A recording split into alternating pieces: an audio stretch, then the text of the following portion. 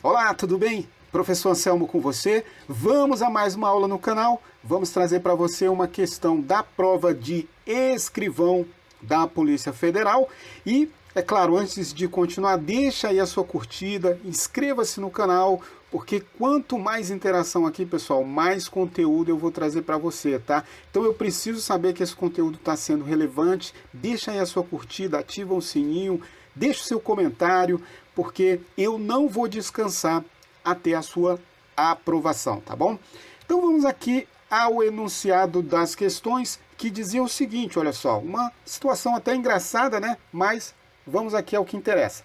O tempo gasto em dias na preparação para uma determinada operação policial é uma variável aleatória X que segue distribuição normal com média M desconhecida, né?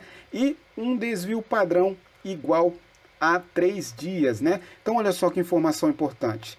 Queremos, na verdade, aqui, estamos tratando, né, de uma variável aleatória X com uma média M e um desvio padrão igual a 3, né? Então, o que ele dizia? A observação de uma amostra aleatória de 100 outras operações policiais semelhantes a essa, olha só, temos uma amostra de tamanho 100, né?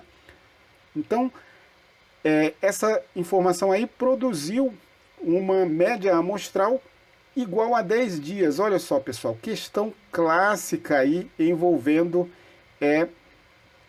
a distribuição normal, né? Então, com referência a essas informações, julgue os itens que se seguem sabendo o que? Olha só, a probabilidade de Z maior ou igual a 2 é 0,025, ou seja, 2,5, né? Então, estamos falando aí do quantil 97,5, né? Ele aproximou aí. Temos aí, então, esse valor é igual a 2. Já vamos detalhar isso aqui para você, tá? Então, na questão 48, ele pede o intervalo de confiança para essa média aqui, questão muito clássica, né?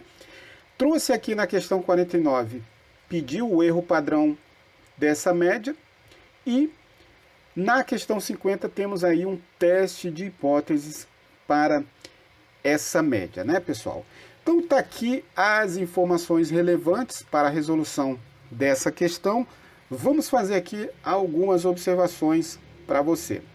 Bom, pessoal, então para falar de um intervalo de confiança para a média M, né, a média populacional, vamos usar, claro, o seu estimador, que é a média amostral. E para isso nós precisaremos saber a distribuição amostral da média, né? Muito relevante essa informação. Então, a distribuição amostral da média, ela é uma normal, ela tem uma distribuição normal com a mesma média da população e um desvio padrão dividido pela raiz de n, tá? Então, informação muito relevante para proceder à avaliação do item 48. A partir dessa informação, o que acontece? Vamos recorrer ao chamado método do pivô. E o que é um pivô? O pivô nada mais é do que uma estatística, né? uma estatística a partir dessa amostra aí, que tem uma distribuição que não vai depender desse parâmetro M, né? Então nós temos que encontrar aí uma estatística que não dependa aqui desse valor de M, a fim de que a gente possa operacionalizar o intervalo de confiança para a média amostral, né? Então o que estamos falando? Como temos aqui uma distribuição normal, note que se procedermos então à padronização, isto é, diminuímos aqui a média da distribuição x barra, né? E dividimos pelo seu desvio padrão, que será então o sigma sobre a raiz de n. Note que essa distribuição aqui é uma distribuição normal com média zero e desvio padrão igual a 1. Então veja só, essa estatística aqui tem uma distribuição que não depende da média M que queremos aí estimar, né? Portanto, esse é o fundamento do método do pivô. A partir do pivô, nós conseguimos então usar a teoria da probabilidade e obter um intervalo de confiança para essa média M, tá? Então, queremos garantir o quê? Que essa estatística x barra menos o M sobre o sigma sobre a raiz de N esteja nesse intervalo aqui, tá, pessoal? Temos aqui, no caso, genericamente, um coeficiente de confiança 1 menos gama, e no nosso caso aqui, vamos usar, olha só, muito desconhecido, né? Um coeficiente de confiança de 95%. Então, o que acontece? Queremos garantir, olha só a teoria por trás, queremos garantir com um determinado nível de confiança que essa estatística aqui esteja entre os quantis, né? Olha só, já que temos aqui 95%, né? Não à toa ele forneceu aqui o quantio 2,5%. Então o que acontece? Ele está dizendo o quê? Que esse valor 2,5%, né, é um quantio nessa posição, e o 97,5% está nessa posição. Então queremos garantir o quê? Que essa estatística aí esteja entre esses quantis. Usando aí então a simetria, olha só, por vício eu já ia usar um alfa aqui, né? Então, pela simetria da distribuição normal, podemos escrever isso aqui. Então, queremos garantir isso o quê? Com um coeficiente de confiança 1 menos gama, que nesse caso aí, esse gama será o 2,5%, né? Portanto, a partir disso aqui, nós conseguimos obter um intervalo de confiança para a média. Agora, pessoal, esse intervalo de confiança é obtido apenas manipulando aqui essa desigualdade que está dentro do parêntese, né? Vamos destacar isso aqui para você. Fazendo então as manipulações algébricas aí, ó, você vai obter um intervalo da seguinte forma. Você vai garantir, temos que isolar esse M aqui, né?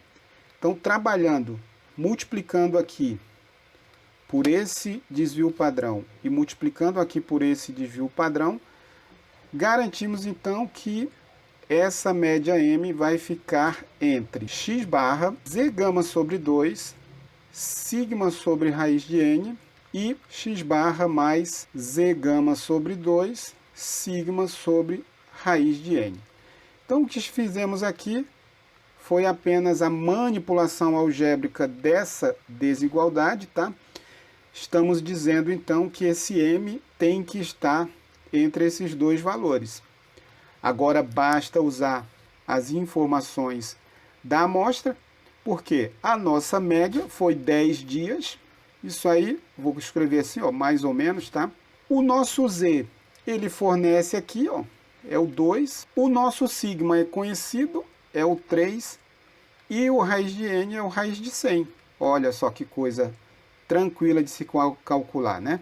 Então, o intervalo de confiança é 10 dias, né?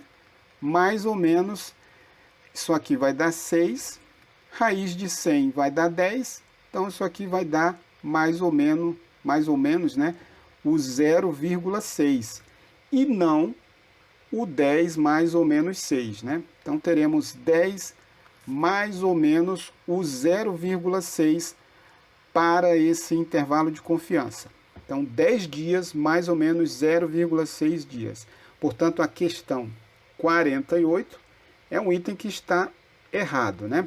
Para resolver aí a questão de número 49, basta lembrar então que o erro padrão de um estimador, no caso aqui, a média amostral, né? Estimamos o erro padrão da média pela raiz quadrada da sua variância. Então, temos raiz quadrada da variância de x barra. Quem é a variância de x barra? Basta lembrar então que a distribuição amostral de x barra é a normal com média m e variância ou desvio padrão, aqui representado, né? Sigma sobre raiz de n. Portanto, o erro padrão para a média é estimado por, vamos ter aqui então, olha só para ser coerente aqui com o que eu escrevi, né? Aqui seria então o 9, né? Que seria o sigma 2 aqui, sobre o 100. Então temos aqui o 3 sobre 10. Esse desvio padrão aqui seria então o 0,3. Portanto, temos aí, olha só, esse 0,3, né, é menor do que o 0,5. Portanto, o item 49 aqui é um item certo, né? O item correto. Então tá aí, cálculo do desvio padrão do estimador, conhecido como erro padrão, está aí determinado e essa questão 49 está corretíssima. Bom, finalmente vamos passar para a questão de número 50, que falava de teste de hipóteses, né? Para teste de hipóteses, vamos seguir então a receita de bolo, que diz o seguinte, ó, primeiro você estabelece as suas hipóteses, queremos testar então se essa média é menor ou igual a 9,5 contra a hipótese de que essa média é maior, temos aqui H1, né? Essa média é maior que 9,5. Para realizar o teste, então, vou usar a teoria estatística e a teoria estatística me diz o seguinte, olha só, eu tenho uma estatística a partir da amostra que é x barra menos a média sobre sigma dividido pela raiz de n. Essa estatística aqui deve seguir uma distribuição normal com média 0 e variância 1, sob a hipótese de que H0 é verdadeira. Portanto, agora, se eu fixar um nível de significância, né, que é aquela probabilidade de cometer o erro do tipo 1, eu quero que essa probabilidade de rejeitar H0, dado que H0 é verdadeira, seja um valor muito pequeno, portanto, aqui no nosso caso, 1%, o que acontece? A teoria nos garante que, sendo então essa estatística uma distribuição normal, se eu realizo uma amostra e estou sob a hipótese de que essa média é igual a 9,5, o que acontece? Se essa estatística de teste cair num valor muito afastado aqui da média 9,5, isso seria então uma evidência contra essa minha hipótese nula. Então eu vou estabelecer um limite aqui, que no caso é o quantil 99% da distribuição normal. Eu quero garantir, né, um risco de 1% de cometer o erro do tipo 1. Portanto, ao calcular essa estatística, se essa estatística cai então nessa região, eu tenho uma evidência contra H0 e minha decisão vai ser baseada nessa estatística. Portanto, observamos o quê? Média amostral igual a 10, menos o M, que é a minha hipótese sob teste, e para todos os efeitos, nesse caso aqui, nós considerando o M igual a 9,5, né, que é o limite superior aqui para esse intervalo. O desvio padrão é conhecido, que é 3, e a amostra tem tamanho 100. Portanto, nós temos aqui 0,5 vezes o 10 sobre o 3.